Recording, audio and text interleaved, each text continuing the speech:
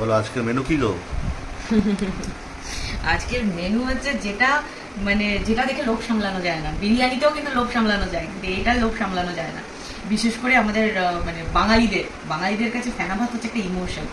তো আজকে এই দুপুরবেলা লাঞ্চে একদম সিম্পল সাদামাটা ফেনা ভাত, আলু সিদ্ধ, ডিম সিদ্ধ রয়েছে। আর এটা কিন্তু আমার থালা নয়, আমার থালা এটা।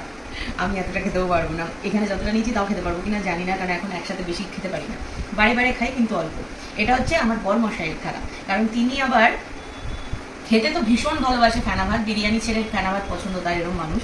কিন্তু এরকম জুত করে মেখে খেতে পারেন না তিনি।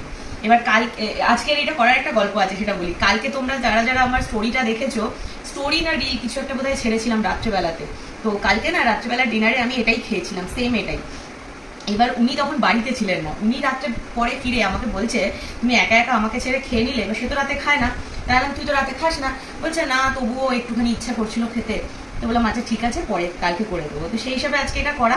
প্লাস আরেকটা কারণও আছে, আমি আর ও যতটা ফেনা ভাত খেতে পছন্দ করি, রিও একদমই ফেনা ভাত খেতে পছন্দ করে না, খায় না ইভেনও। আজকে যেহেতু ও বাড়িতে নেই না, মানে 1 মাস ধরে ছুটি ছিল স্কুল, তারপরে এতদিন তো মর্নিং স্কুল ছিল, 11টায় বাড়ি চলে আসতো, দুপুরে আমরা একসাথে লাঞ্চ করতাম। ওর বাবাও চেষ্টা করে যতই কাজ থাকুক না কেন লাঞ্চটা যাতে আমরা একসাথে করতে পারি সবাই মিলে। তো আজকে ও নেই তো এতদিন পর, আর এই দুপুরের টাইমটাতে নেই, এখন তো ডে স্কুল হয়ে গেছে, তো ভীষণভাবে ওকে মিস করছি। আজকে দুজনেরই কারোর খাওয়ার উপর সেরকম কোনো ইয়ে নেই, আমার তো রান্না করতেও ইচ্ছা করছিল না, ও বললো যে হ্যাঁ শুধু ফেনা ভাতই করো, এই খাবো। তো সেই জন্য এটা করেছি, কিন্তু মানে রান্না সিম্পল হলে হবে কি, খেতে তার থেকেও বেশি ভালো আর কি।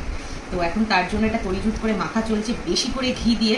আর একটা টাইমে না এটা আমরা খুব খেতাম, ইভেন বুবাই আমাদের স্কুলে যাওয়ার সময় তো এটাই টিফিন থাকতো, তাই না বল? ম্যাক্সিমাম দিন এটাই আমরা এটাই খেয়ে যায়। হ্যাঁ, আমরা আমাদের জেনারেশন মানে ম্যাক্সিমাম দিন ফেনা ভাত, আলু সিদ্ধ, ঘি খেয়ে স্কুলে গেছে। এখন তো ছেলেদের কথা বাদ দাও, রিওদের জেনারেশনের কথা। তো যেটা বলছিলাম, কিন্তু এখন না খাওয়া হয় না, কারণ ওই যে শরীর মেনটেন করার চক্করে ঘি খাওয়া যায় না এতটা। আর এই খাবারটা একটু বেশি করে ঘি দিয়ে মেখে খেতেই ভালো লাগে। তারপরে হচ্ছে তোমার ভাতের ফ্যানটা খাওয়াটাও ঠিক না। তো সেই জন্য 9 মাসে 6 মাসে যখন খাওয়া হয় ভীষণ ভালো লাগে খেতে। না, তোমার কথা বলতে বলতে মাখাটাও হয়ে গেছে, তুমি খাও। এবার আমারটাও মেখে নিই, গরম গরম ফেনা ভাত।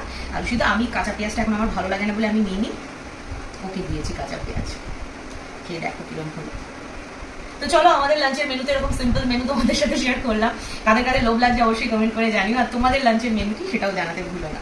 চলো টাটা। আর হ্যাঁ, অনেকেই তোমরা ইন্টারমিডিয়েট ফাস্টিং এর ব্যাপারে আমাকে প্রচুর জিজ্ঞেস করেছো, তো আজকে সন্ধ্যাবেলা কিন্তু তার ভিডিওটা আসছে, মিস করো না। চলো টাটা।